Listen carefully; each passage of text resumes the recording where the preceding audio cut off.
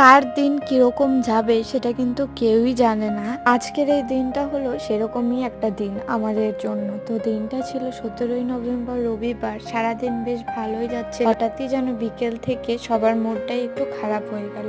তো এই দেখো আমাদের রাস্তার সামনে বালি পাথর সমস্ত কিছু পড়েছে, আর এখন আমরা তিনজন রেডি হয়ে বেরিয়ে পড়েছি, যাব হচ্ছে দিদাকে ডাক্তার দেখাতে। হঠাৎই দিদার শরীরটা খুব খারাপ বেশ কিছুদিন থেকে, তো আজকে একটু বেশি বাড়াবাড়ি হয়ে গেছিল। তো সেই কারণে সকালবেলা মামা হসপিটালেও নিয়ে গেছিল, কিছুক্ষণ অবজারভেশনে রেখে ছেড়ে দিয়েছে। তো সেই কারণেই মামা ফোন করে জানালো যে এখন অন্য একটা ডাক্তার দেখাবে, সেই জন্যই আমরা এই বাড়িতে এসে গেছি। আর দেখো দিদা না একদম বসতে পারছে না, হঠাৎই সুগার ফল করেছে। আর হঠাৎ করে কাছের মানুষগুলো শরীর খারাপ না সত্যি খুব ভাবায়। তো এখন দিদা আগের থেকে একটুখানি ভালো আছে। তো এখানে ডাক্তার দেখানো হয়ে যাওয়ার পর আমি দিদাকে বাড়িতে ছেড়ে দিয়ে এসে বরযাত্রী দেখতে দেখতে বাড়িতে চলে এলাম আমরা তিনজনেই।